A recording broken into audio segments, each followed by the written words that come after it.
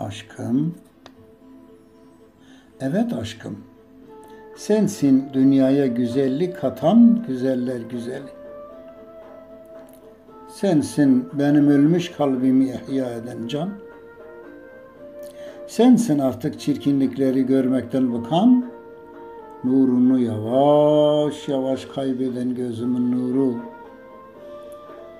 Sensin kulaklarıma gelen en güzel ses. Sensin bana nefes veren atmosferim.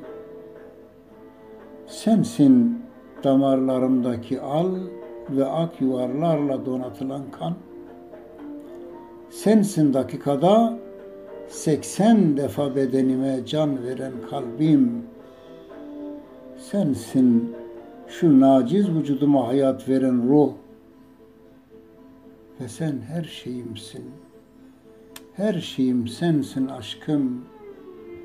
Sen, yine sen, yine sen.